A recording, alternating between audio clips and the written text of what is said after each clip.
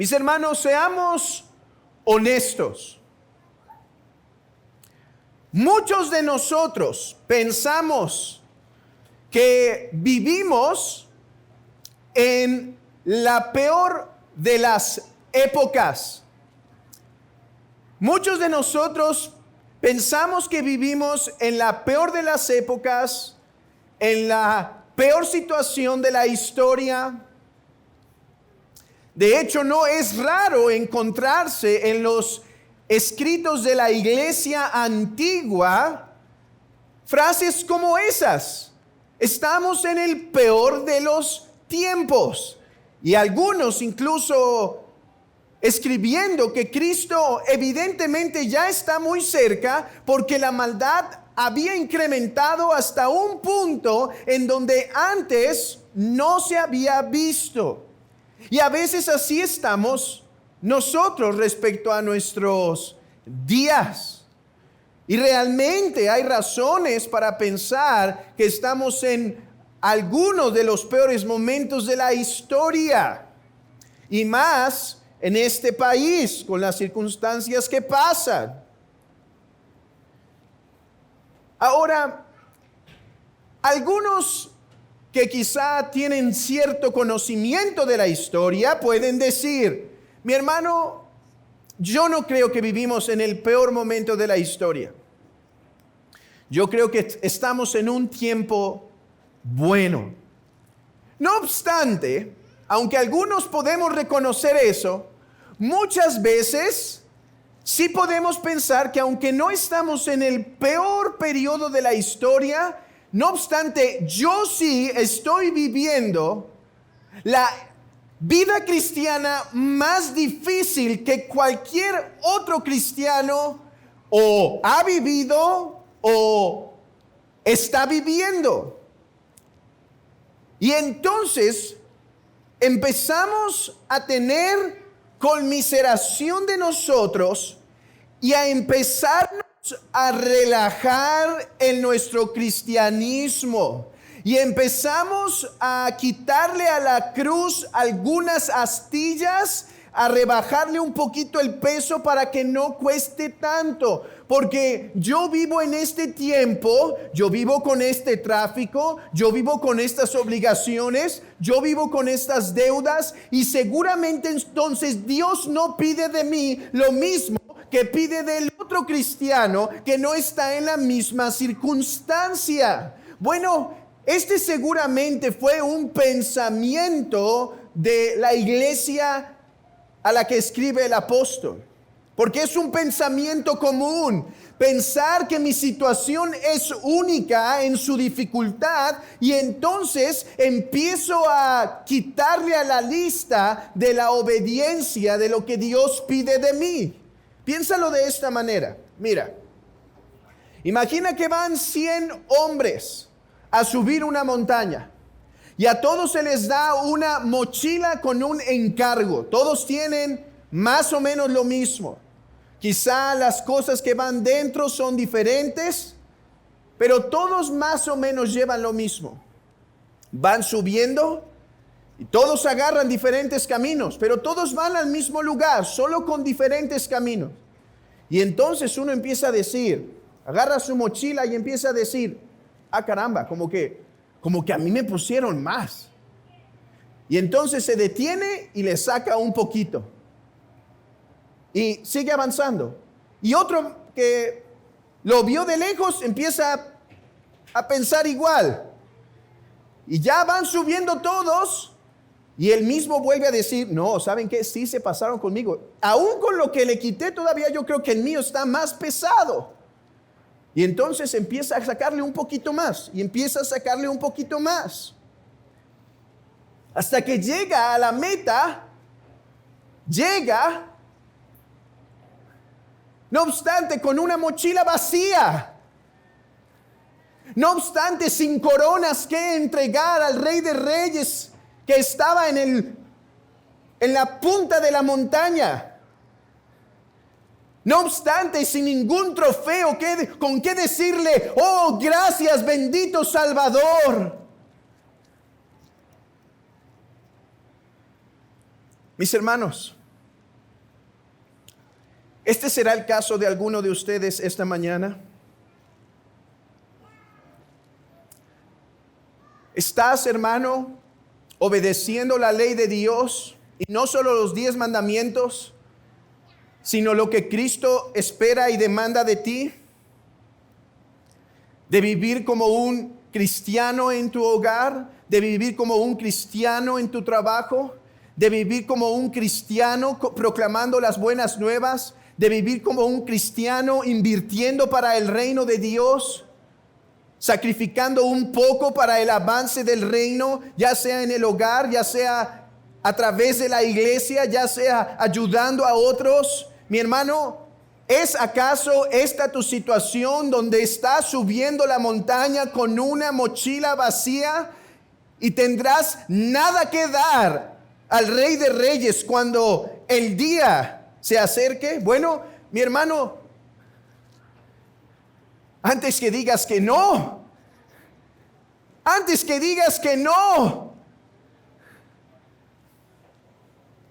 déjame decirte que esto es algo común. Piensa en algunas cosas. ¿Por qué acaso no practicas devoción familiar con frecuencia? ¿Por qué no tomas el tiempo para ver por la vida espiritual de tu familia? ¿Por qué no vienes a la reunión de oración? ¿Por qué no compartes el evangelio a tu alrededor? ¿Por qué no das un folleto? ¿Por qué ofrendas poco cuando Dios te ha dado mucho? ¿Por qué no llegas ni siquiera al estudio de la mañana? O incluso llegas tarde al sermón principal. ¿No será acaso porque le estamos cortando a la cruz?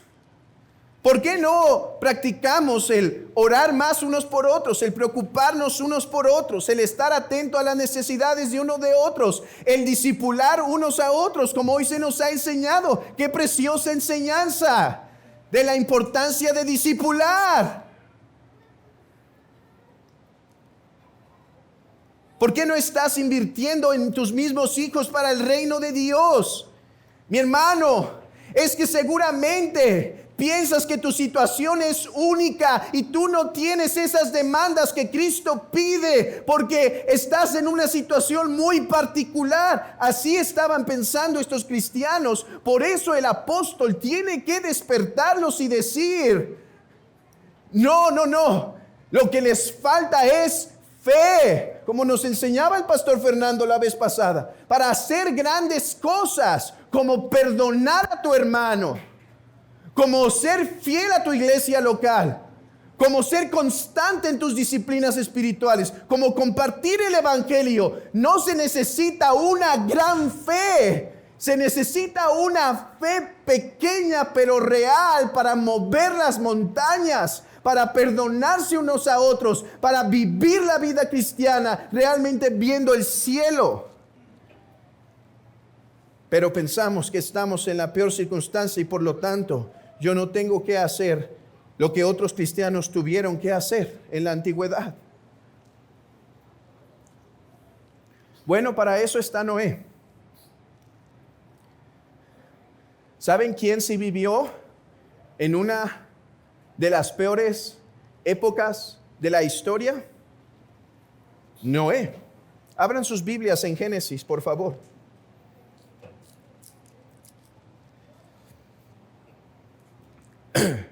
Génesis capítulo 6, y vamos a leer varios versículos, de hecho del versículo 1 al 13, para que entremos en contexto y veamos qué tiempos vivió Noé. Aconteció que cuando comenzaron los hombres a multiplicarse sobre la faz de la tierra y les nacieron hijas, que viendo los hijos de Dios que las hijas de los hombres eran hermosas, tomaron para sí mujeres, escogiendo entre todas. Y dijo Jehová: no contenderá mi espíritu con el hombre para siempre, porque ciertamente él es carne, mas serán sus días 120 años. Había gigantes en la tierra en aquellos días, y también después que se llegaron los hijos de Dios a las hijas de los hombres y les engendraron hijos. Estos fueron los valientes que desde la antigüedad fueron varones de renombre. Y vio Jehová que la maldad de los hombres era mucha en la tierra, y que todo designio de los pensamientos del corazón de ellos era de continuo solamente el mal. Y se arrepintió Jehová de haber hecho hombre en la tierra, y le dolió en su corazón. Y dijo Jehová: raeré de sobre la faz de la tierra a los hombres que he creado, desde el hombre hasta la bestia y hasta el reptil y las aves del cielo, pues me arrepiento de haberlos hecho. Pero Noé halló gracia ante los ojos de Jehová. Estas son las generaciones de Noé. Saltemos hasta el versículo 12. Y miró Dios la tierra, y aquí que estaba corrompida, porque toda carne había corrompido su camino sobre la tierra. Dijo pues Dios a Noé: he decidido el fin de todo ser, porque la tierra está llena de violencia a causa de ellos, y aquí que yo los destruiré con la tierra. Esta generación había colmado la paciencia de Dios por la abundancia de su pecado. Pero hay algo que no quiero que perdamos de vista cuando leemos esto, hermanos. No es simplemente que había mucha maldad. Esa no es la única idea, sino que la iglesia estaba sufriendo. La iglesia estaba sufriendo. La iglesia dirá: sí, hay 8 que son la iglesia de Cristo aquí, porque el Señor siempre ha tenido un pueblo. Y esta mundanalidad estaba afectando a la iglesia tanto directa como indirectamente, hermanos. Así es como debemos leer el Antiguo Testamento. Déjenme decirles algo. Déjenme decirles que la historia de David y la de Saúl es más que una interesante historia de Sherlock Holmes, de detective y cómo huye y demás. No, la historia de David y Saúl es la historia de la simiente de la serpiente persiguiendo la simiente de la mujer, la simiente prometida. Bueno, cuando vemos en Génesis 6 que hay maldad en la tierra, no solo debemos espantarnos por la maldad, sino advertir que la iglesia estaba siendo afectada por esto, tanto que no estaba creciendo, sino que de hecho eran solo 8 los que permanecían. La mundanalidad afecta a la iglesia. La pecaminosidad afecta a la iglesia directa o indirectamente. Indirectamente, hermanos, porque queramos o no, al estar sumergidos aquí, nos impregnamos de las ideas y prácticas. ¿Por qué creen que en el púlpito tenemos que seguir hablando en contra del feminismo, en contra del machismo, en contra del aborto, en contra de la homosexualidad? Porque queramos o no, esto se va infiltrando poco a poco con pequeñas semillas en la iglesia, y así de hecho se corrompe el pueblo de Dios. Vean esto: después de que los 8 sobreviven en el arca, hay uno que comete un pecado atroz. Y si ustedes leen las palabras hebreas con detenimiento, el pecado que comete Jafet era peor de lo que, Canaán es peor de lo que imaginamos. Dice que vio la desnudez de su padre, ¿verdad? Todos piensan que simplemente el pecado fue que lo vio desnudo. Si tú trazas ese lenguaje a través de Levítico e incluso llegas hasta lo que hicieron las hijas de Lot, es lo mismo. La iglesia de Dios, esos 8, había uno que estaba corrompido por la mundanalidad. La iglesia sufre. La iglesia sufre cuando el mundo está pecaminoso. Por eso debemos buscar ser sal y luz. Por eso es que tu forma de ver el noviazgo o el cortejo no es de acuerdo al mundo, es de acuerdo a la palabra. La forma de guiar tu matrimonio no es de acuerdo al mundo, es de acuerdo a la palabra. La forma de dirigir a la iglesia no es de acuerdo a los clubs, es de acuerdo a la palabra. Mis hermanos, debemos santificar nuestro entendimiento constantemente cómo acercarnos al Señor, cómo debe ser la iglesia, cómo debe ser mi actitud con el sexo opuesto, cómo debe ser mi comportamiento en esto y en lo otro. Pero hay una segunda forma en la que la iglesia es perseguida cuando la sociedad está corrompida. Y es que la sociedad ataca a la iglesia directamente. Oh, hermanos, vivimos en tiempos de incertidumbre y debemos orar por nuestro gobierno y por lo que se acerca en nuestro país de estas elecciones. No solo, mi hermano, para que nuestra economía siga ahí más o menos como va. Eso no debe ser tu principal propósito. Debemos orar para que Dios sea el que guíe y los hombres que toman poder tengan temor del Señor, porque la iglesia es aquello contra el cual el gobierno va en última instancia. Ahorita hay paz, ahorita hay tranquilidad, pero mis hermanos, todos se van a doblar ante el César, pero la iglesia no. Por eso debemos orar que el Señor nos deje vivir un poco más de tiempo en paz. Que este corrupto gobierno no avance en sus designios pecaminosos contra la iglesia, como había avanzado en contra de la iglesia en Génesis 6, si no fuera por la promesa de Dios que las puertas del Hades no prevalecerían contra ella. La simiente de la mujer estaba siendo atacada por Satanás mismo. Jehová había elegido a una familia, la familia de Noé. Dios le dio gracia. Eso es algo que debemos entender. Noé no alcanzó gracia. Noé halló gracia de parte de Dios. Él dijo: raeré a todos, pero guardaré a una familia por mi gracia. Y lo haré que ande en mis caminos y en mis estatutos. Mis hermanos, hoy tú eres esa familia de 8. Esa familia como Noé. Que no hallamos gracia porque nosotros vivíamos santa y justamente. Lo contrario es verdad.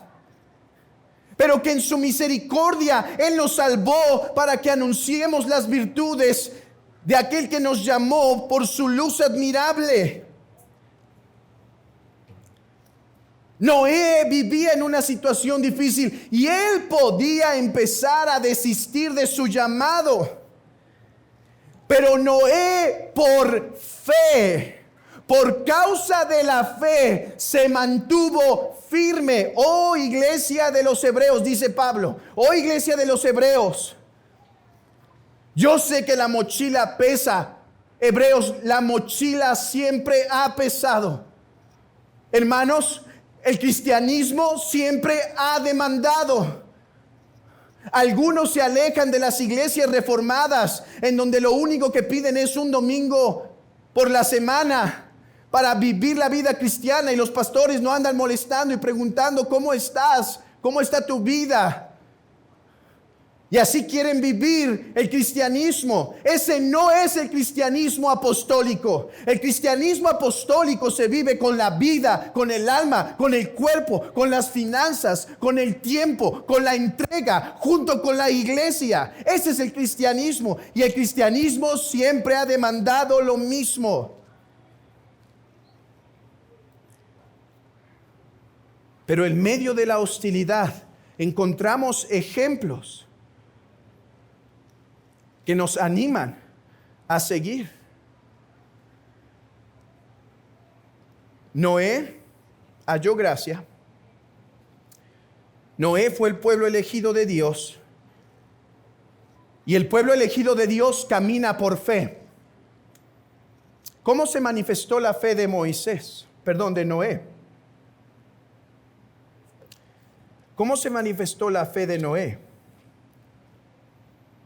Dice: por la fe Noé, cuando fue advertido por Dios acerca de cosas que aún no se veía, con temor preparó el arca. La fe de Noé se manifestó de dos maneras. Por creer, obviamente, y por obrar. Deberíamos decir también, obviamente, pero no es tan obvio en nuestros días. Hermanos, Noé creyó al menos 3 cosas. Noé creyó que venía un juicio como nunca antes se había visto. Se le advirtió a Noé que vendría una inundación total, una catástrofe absoluta. Noé nunca había tenido una experiencia de una catástrofe semejante y Dios le revela directamente lo que iba a hacer. Semejante a lo que hace con Abraham, ¿no es cierto? Abraham, voy a destruir esa ciudad. Y entonces Abraham empieza a clamar: oh, mi amigo, Dios es tan paciente con el pecador que anuncia su juicio. Mira, los caballeros de antaño, los que luchaban, los reyes, lo que querían era no ser descubiertos para atacar y destruir. Mira este clementísimo Salvador, mira al clemente Jehová que dice: voy a destruir la tierra con agua. Y después dice a Abraham: voy a destruir la tierra, voy a destruir Sodoma y Gomorra con fuego. Y después dice al pueblo de Israel: si ustedes me desobedecen, yo voy a traer un cautiverio. Y ahora te dice a ti que sí, el arco iris te dice que no va a volver a destruir la tierra en su totalidad con agua. Algunas regiones puede, pero la totalidad nunca más con agua. Pero te advierte y te dice que sí con fuego. Te advierte y te dice que Él viene pronto a juzgar a los vivos y a los muertos y que nadie va a escapar de su juicio. Mira la clemencia de este Salvador. Noé creyó que el mundo sería destruido por agua. Noé creyó en la gracia revelada por Dios. Él confió en el método que Dios utilizaría, en la gracia que Dios revelaría. Noé creyó que Dios iba a salvarlo y entonces reunió a su familia y dijo: familia, el juicio viene, pero Dios tendrá misericordia. Y Noé creyó una tercera cosa: el medio por el cual Él los iba a salvar. Hermanos, Noé no había visto un barco así ni su familia. ¿Saben hasta qué fecha se construyó un barco más o menos de estas magnitudes? No antes de los 1800 de nuestra era. Esto era algo que Noé nunca había imaginado. Quizá había visto botes o algo, pero tal cual un arca que podría contener todos esos animales y toda esa gente, porque la invitación estaba abierta para más, es algo que no se había visto. Y Noé dice en Génesis 7:7, por causa de las aguas del diluvio, vean esto, no solo creyó en la gracia, sino, vean, entró Noé en el arca. Él, su mujer y sus hijos y las mujeres de sus hijos. Noé creyó que Dios iba a juzgar al mundo como lo había dicho. Creyó que Dios iba a revelar gracia con la humanidad. Y creyó que el medio era el arca para salvación. Esta era la fe de Noé. Pero ustedes deben saber algo. La fe de Noé era más que una fe terrenal. Noé, mis hermanos, no solo se salvó del diluvio, Noé se salvó del juicio eterno. Tú te has salvado del diluvio en este momento, pero ¿te has salvado del juicio eterno? Noé se salvó del diluvio por medio del arca que flotó, porque funcionó tal cual como Dios dijo. Pero Noé no solo creía en un arca salvadora, Noé creía que esa arca salvadora representaba a alguien más, pues por algo el nombre de Noé es: Él nos va a consolar. Noé sabía que él era parte de aquella descendencia por medio de la cual vendría la simiente que salvaría al mundo. Niños, ustedes deben saber que el arca de Noé es más que una bonita historia de un montón de animalitos arriba del arca.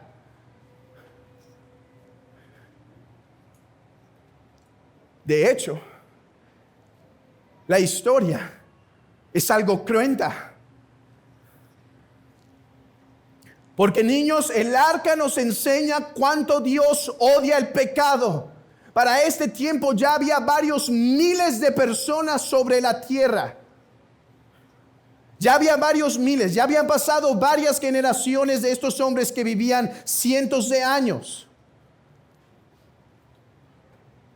Y Dios, niños, escuchen esto, Dios estaba fastidiado de los pecados de los hombres. Y entonces le dice a Noé: constrúyete el arca porque voy a traer juicio. ¿Sabes?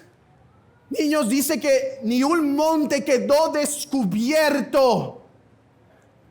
¿Pueden imaginar a esas familias que estuvieron escuchando por años que iba a caer, se iban a abrir las fuentes de las aguas, se iba a inundar la tierra y no hicieron caso?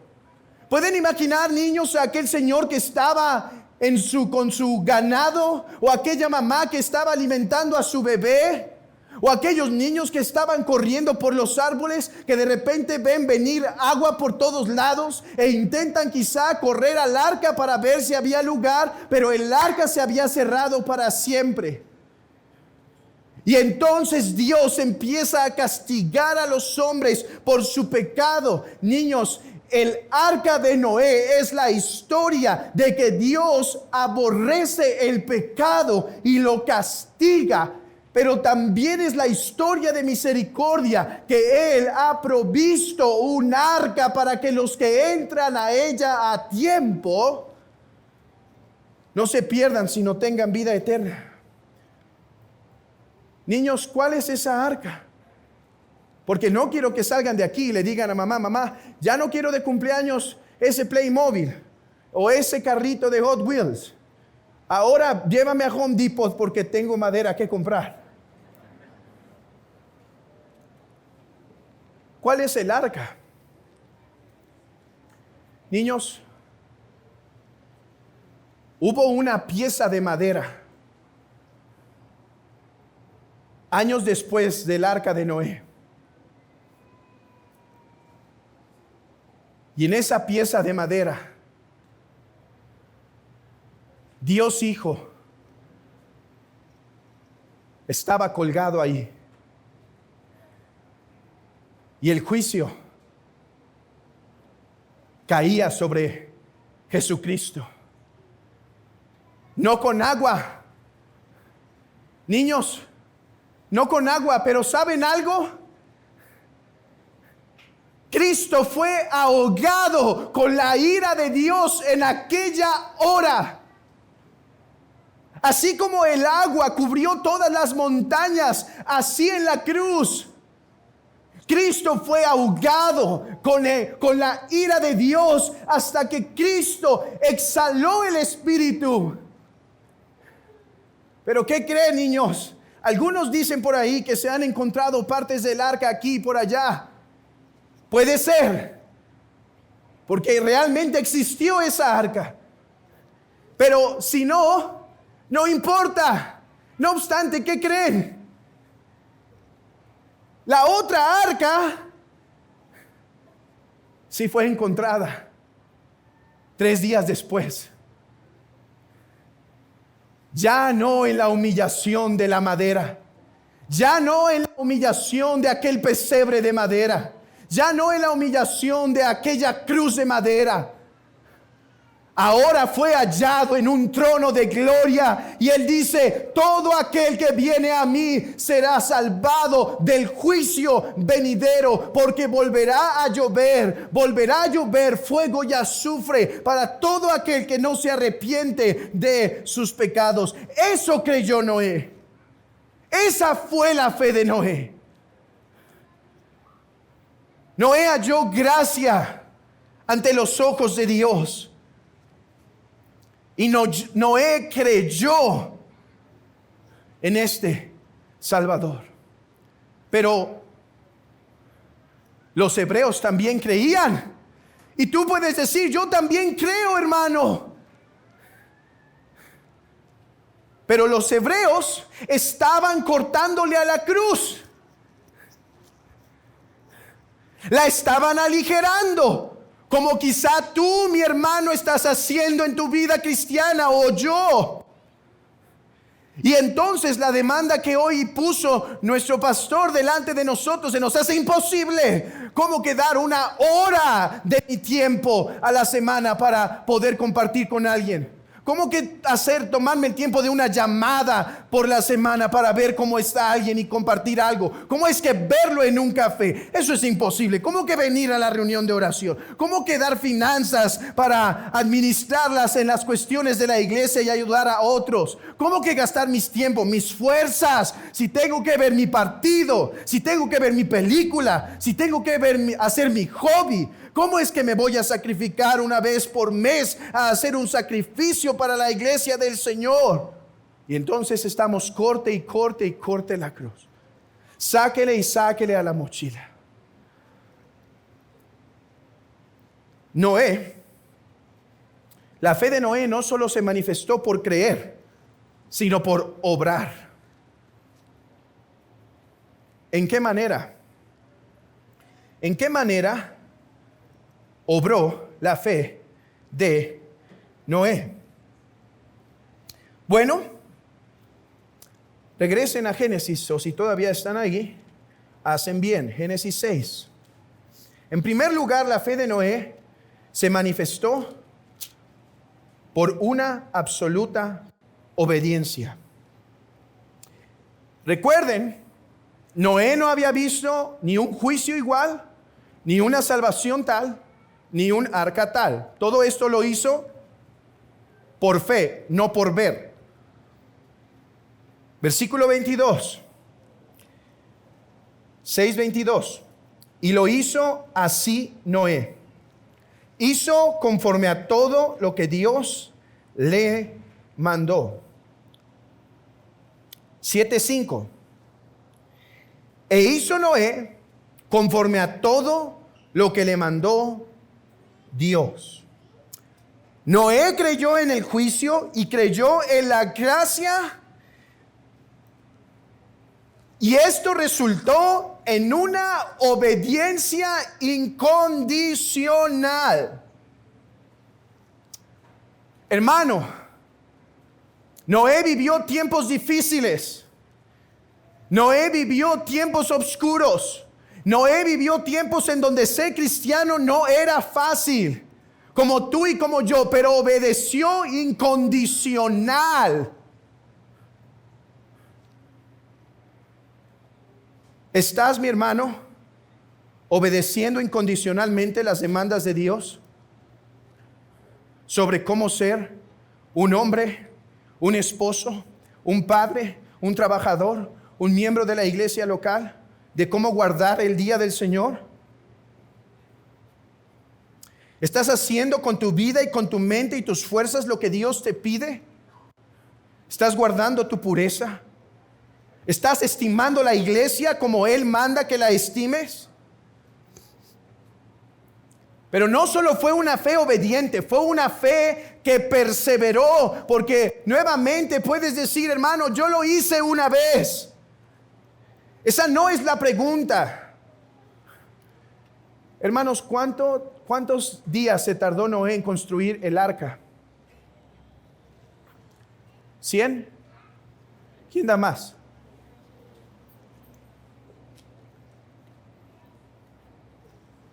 Cerca de 100 años le tomó hacer esta obra prodigiosa, es lo que calculan los comentaristas. ¿Pueden imaginar lo que esto significa? Día tras día levantarse para ir por esa madera, por esos clavos, incluso tener que trabajar mucho sobre ella y así hacerlo diario. Quizá constantemente recibiendo burlas y carcajadas de su semejante y ¡ay, Noé! ¡Ahí vas otra vez! ¡Desiste! ¿Quién te dijo que sí va a venir un juicio? ¿Quién te dijo que la tierra se va a inundar? Eso es una locura. ¿Piensas eso, amigo, del juicio venidero? Pues mira que ya lo pensaron antes algunos y llegó. Hermano, la pregunta no es si has obedecido antes.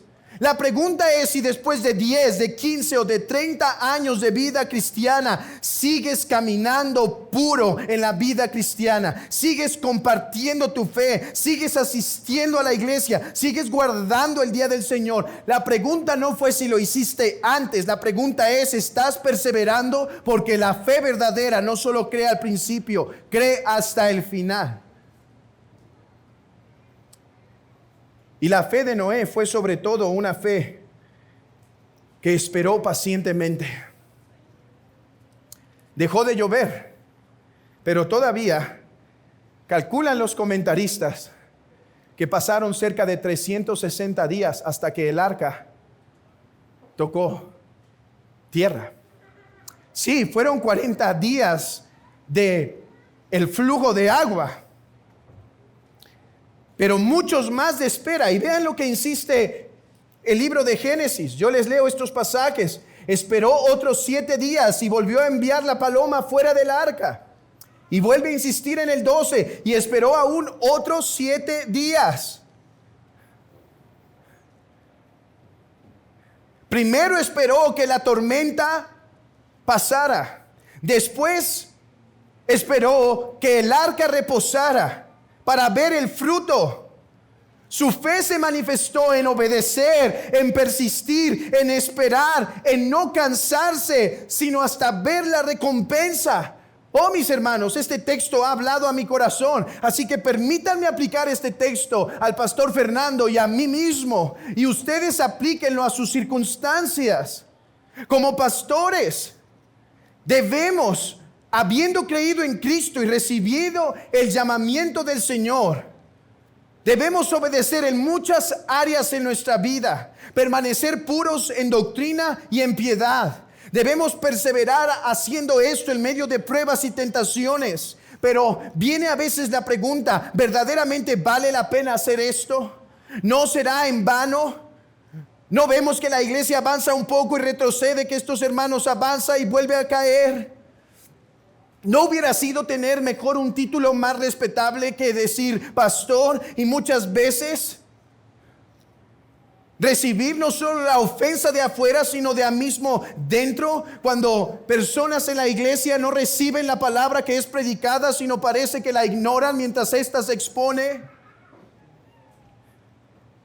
Pero los pastores, cual Noé, deben creer en la vida eterna y no abandonar el arado que han tomado, sino persistir en medio de sus fallas mismas, en medio de sus propias debilidades, en medio de sus propias luchas, tentaciones. Mi hermano, ¿qué para ti? ¿Qué esfuerzo hay en tu vida cristiana?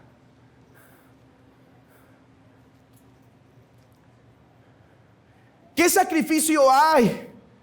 Dime, ¿dónde está tu madera y tus clavos? Mi hermana, ¿cómo estás educando a tus hijos? ¿Los estás educando a la luz de que hay una vida eterna?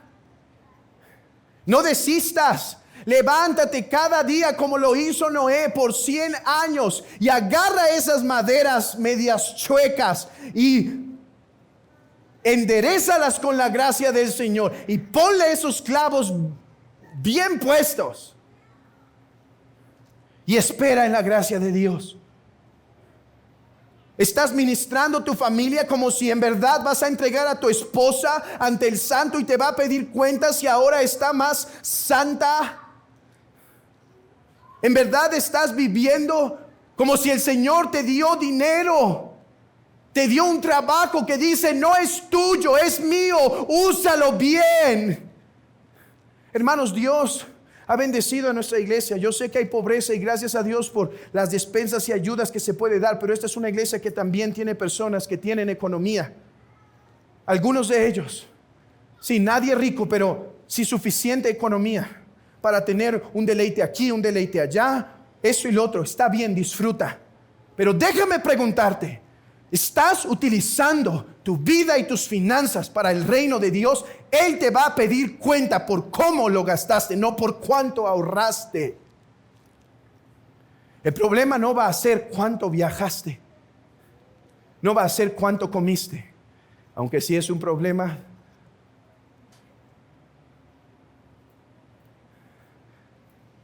Si no te cuidas. El problema va a ser, hermano, la pregunta va a ser, ¿pero fuiste un siervo y un mayordomo mío?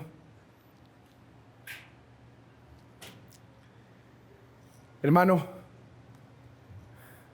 ¿todavía pesa tu mochila?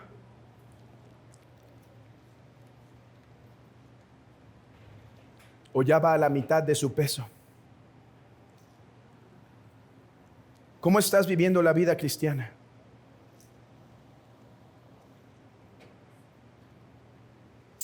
Pero no solo los anima a los creyentes por medio de la fe de Noé.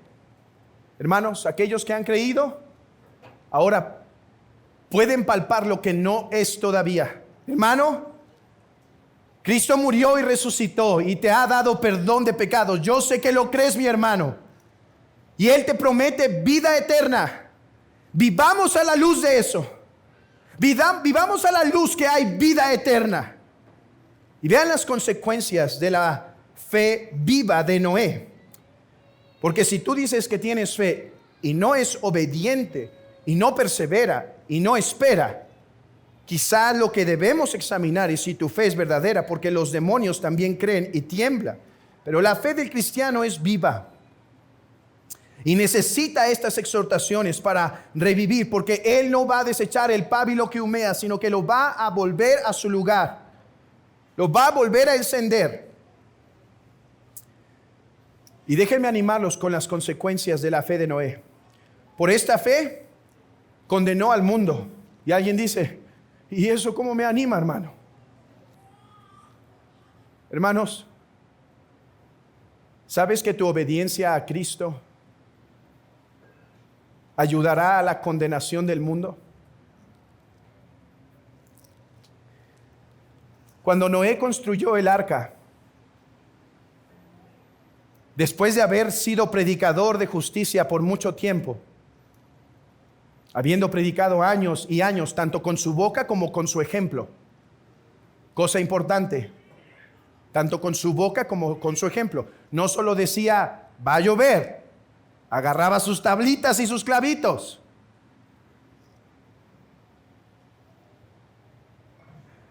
El día que empezó a salir agua, como nunca antes había salido, ¿saben qué fue lo que hizo Noé con su arca?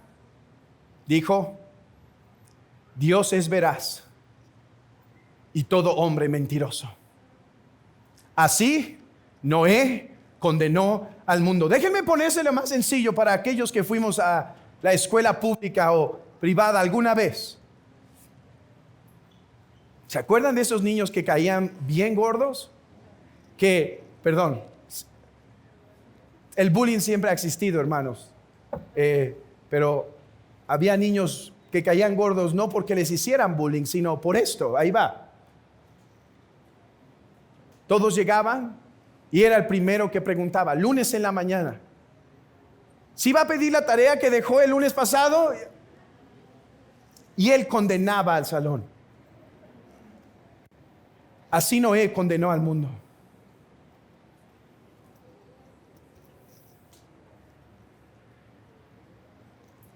Hermano, cada vez que vives por fe, cada vez que haces devocional familiar, o que asistes a la iglesia, o que prefieres no ver la final de un partido con tal de honrar al Señor,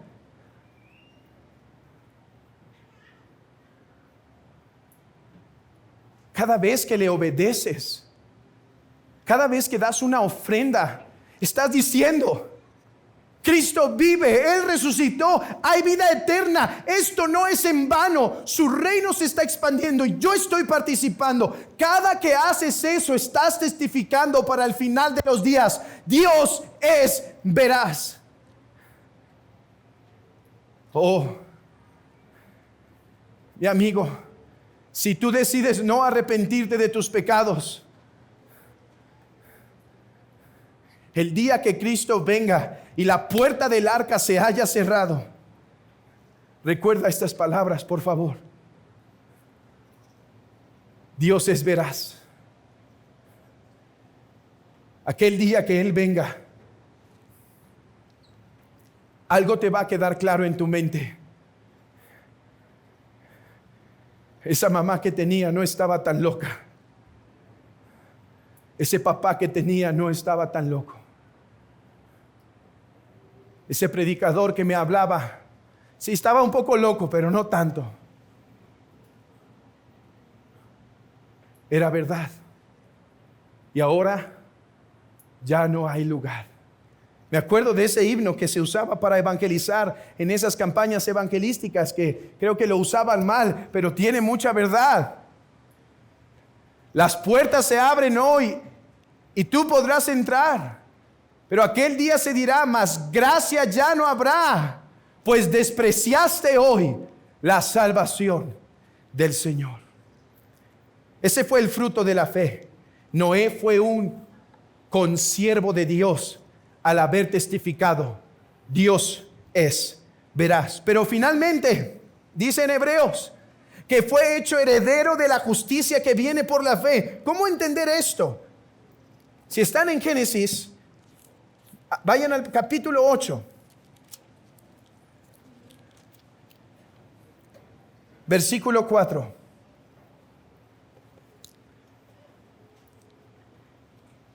Y reposó el arca en el mes séptimo. Hermanos, ustedes saben lo que viene después. Noé, he aquí la tierra para ti. He aquí, multiplicaos y fructificad, llenad la tierra y sojuzgadla. He aquí, cielos nuevos y tierra nueva, Noé, mi misericordia te he dado una vez más. Mi compasión se ha dado. Cielos nuevos y tierra nueva. Hermanos, nos está diciendo el texto que Noé vivió en tiempos difíciles, pero que él creyó el juicio, la salvación y el medio de salvación que Dios dio. Y esa fe lo hizo obrar día a día, trabajar en lo que Dios le había mandado, ser fiel en la casa de Dios. Y finalmente recibió la recompensa después de haber padecido todos esos años. El arca reposó y recibió cielos nuevos y tierra nueva. Mi hermano, esto es para decirte que nosotros como Noé debemos andar creyendo en el juicio y la salvación que ha venido a través de Cristo. Y ahora viviendo en obediencia y viviendo en sacrificio para honrar al Señor. Porque hermanos, esperamos cielos nuevos y tierra nueva. Porque hermano, esto va a pasar. Porque hermano, Tus días aquí van a acabar y entonces lo contemplarás a Él como lo contempló Noé por los siglos de los siglos. Hoy te llamo a imitar a Noé, pero más que a Noé, a Cristo, quien es un mejor Noé, que obedeció al Padre por 33 años. En toda su vida Noé cayó después de esto. Noé falló. Y la gracia se renovó para Noé, pero Cristo obedeció absolutamente por 33 años. Se levantó a hacer lo que Dios le había mandado. Padeció y esperó el fruto de su aflicción. ¿Y cuál fue el fruto de su aflicción? Resurrección y una herencia y vida eterna en los cielos. Mi hermano, hoy te llamo a que obedezcas a Noé y a uno mejor que Noé, a tu Salvador Jesucristo, que va delante de ti y nos ha dejado ejemplo. Hermano, basta ya de cortarle a la cruz. Basta ya de sacarle a la mochila. ¿Te ha llamado Dios a ser un fiel padre de familia? ¿Un joven puro e íntegro? ¿Un trabajador íntegro y responsable? ¿Un predicador del evangelio en donde quiera que estés? Ya sea que vayas al centro, o ya sea que estés en la tienda, o ya sea que estés con tus compañeros. Un miembro fiel de la iglesia y responsable, uno que ora por el reino, uno que usa sus fuerzas para el reino de Dios, uno que usa su tiempo, uno que usa sus finanzas. Basta ya de cortarle a la cruz, sabiendo, hermanos, que a la iglesia de Cristo les espera cielos nuevos y tierra nueva. Oh, mi amigo, espero que tengas oídos para oír, porque una vez el mundo fue destruido por agua, y el arco iris, que es nuestra herencia, te recuerda que Él jamás lo volverá a destruir por agua. Pero Él dijo, pero sí pasará una nueva y catastrófica destrucción más, por fuego. ¿Estás en el arca? No la de Noé solo resiste agua, pero la de Cristo, que resiste el fuego eterno, la ira eterna de Dios. Quiera el Señor que hoy te escondas en esa arca. Oremos, preparando nuestros corazones.